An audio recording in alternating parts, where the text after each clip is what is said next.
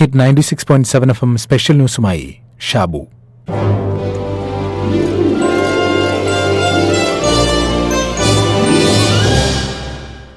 ഒരിടത്ത് ക്രോധാപുരം എന്നൊരു നഗരമുണ്ടായിരുന്നു. അവിടെ പ്രസിദ്ധമായ ഒരു ആർട്ട് ഗാലറിയും മനോഹരവും അതിവിശിഷ്ടവും അപൂർവമായ നിരവധി ചിത്രങ്ങളുള്ള ഗാലറിയായിരുന്നു അത്. എന്നാൽ അതിലൊരു പോർട്രേറ്റ് വളരെ യുണീക്കായിരുന്നു.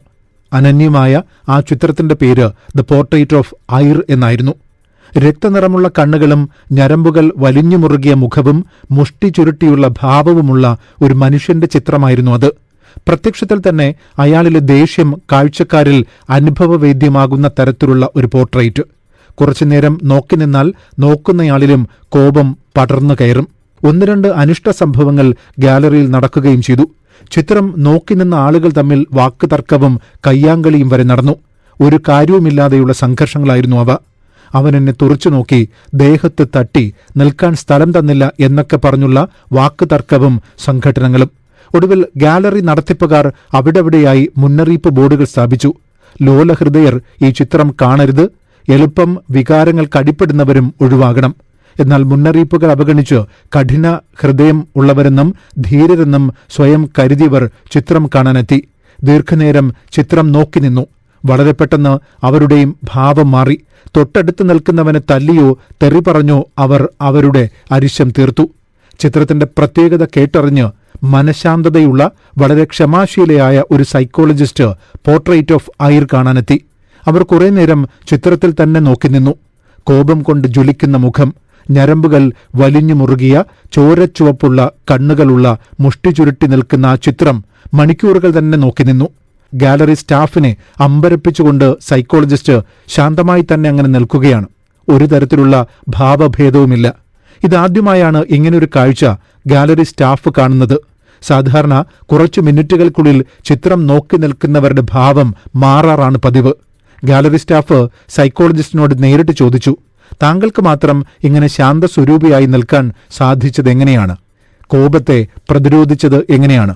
സൈക്കോളജിസ്റ്റ് പറഞ്ഞു, ചിത്രത്തിലെ കോപം യഥാർത്ഥമാണ്, പക്ഷെ അത് വെറും റിഫ്ലക്ഷൻ, നമ്മുടെ ഉള്ളിൽ തന്നെ അടക്കിവച്ചിരിക്കുന്ന കോപത്തിന്റെ പ്രതിഫലനമാണ്. വർഷങ്ങളോളം മൈൻഡ്ഫുൾനെസ് അഥവാ സമ്പൂർണ്ണ ശ്രദ്ധയും സ്വയംബോധ്യം അല്ലെങ്കിൽ സെൽഫ് അവെയർനെസ്സും പരിശീലിച്ച എനിക്ക് ഈ കോപത്തെ മറികടക്കാൻ സാധിച്ചു. ഇനിയാണ് കഥയിലെ യഥാർത്ഥ ട്വിസ്റ്റ്. വാസ്തവത്തിൽ ആ പോർട്രേറ്റ് ഒരു ശപിക്കപ്പെട്ട ആർട്ട് ഒന്നുമായിരുന്നില്ല. അതൊരു ദർപ്പണമായിരുന്നു, പ്രതിച്ഛായ സൃഷ്ടിക്കുന്ന വെറും കണ്ണാടി. ഇന്നത്തെ ലോകമാണ് ഈ ക്രോധാപുരം. ഓരോരുത്തരുടെയും ഉള്ളിൽ അടക്കിപ്പിടിച്ചിരിക്കുന്ന ദേഷ്യം വളരെ വേഗം അണപൊട്ടി ഒഴുകുകയാണ് ഈ ക്രോധാപുരത്തിൽ.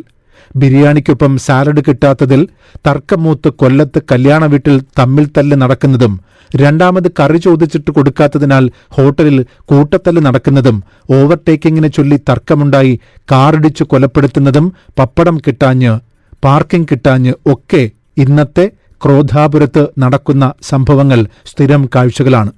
ദേഷ്യമുണ്ടാകാത്തവരില്ല. അതൊരു സ്വാഭാവിക പ്രതിഭാസം തന്നെയാണ്.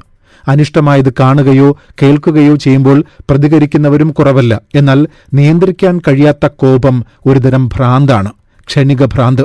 അതിന്റെ അഭിനിവേശം നിയന്ത്രിക്കാൻ കഴിയുന്നില്ലെങ്കിൽ അത് നമ്മെ നിയന്ത്രിക്കും, നമ്മെ ഭരിക്കും.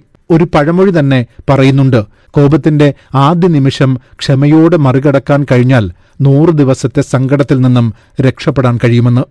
ഇന്ന് ലോകമാകെ നടക്കുന്ന പഠനങ്ങളിൽ മനുഷ്യരിലെ അക്രമ സ്വഭാവം കൂടിയതെന്തുകൊണ്ട് എന്ന് പഠിക്കുന്നുണ്ട്.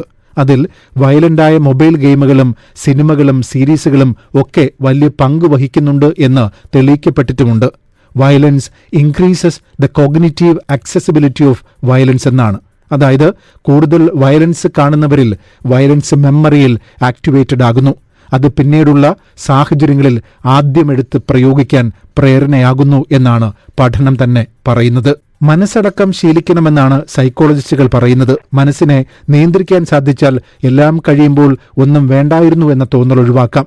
കാര്യങ്ങൾ മനസ്സിലാക്കി സാഹചര്യങ്ങൾ കണക്കിലെടുത്ത് മാത്രം പ്രതികരിക്കാൻ ശീലിക്കണം.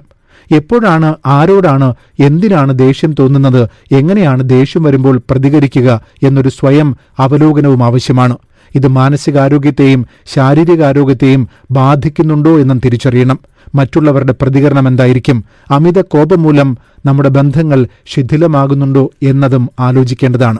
ഇത്തരം ചോദ്യങ്ങൾക്കുള്ള ഉത്തരം കണ്ടെത്താൻ ശ്രമിക്കുന്നത് പലപ്പോഴും നമ്മളെ തന്നെ വിലയിരുത്തുവാനും അതിനനുസരിച്ച് സ്വഭാവത്തിൽ മാറ്റങ്ങൾ വരുത്തുവാനും സഹായിക്കുന്നതാണ്. ഇതാണ് ആദ്യം പറഞ്ഞ കഥയിൽ ക്രോധാപുരത്തെ ദ പോർട്രേറ്റ് ഓഫ് ഐർ കാണാനെത്തിയ ആ സൈക്കോളജിസ്റ്റും പറഞ്ഞത്. മൈൻഡ്ഫുൾനെസ്സും ഒരു സെൽഫ് അവെയർനെസ്സും. ഒരിക്കൽ കൂടി ആ പഴമൊഴി ഓർമ്മിപ്പിക്കുകയാണ്. കോപത്തിന്റെ ആദ്യ നിമിഷം ക്ഷമയോടെ മറികടക്കാൻ കഴിഞ്ഞാൽ 100 ദിവസത്തെ സങ്കടത്തിൽ നിന്നും രക്ഷപ്പെടാൻ കഴിയും.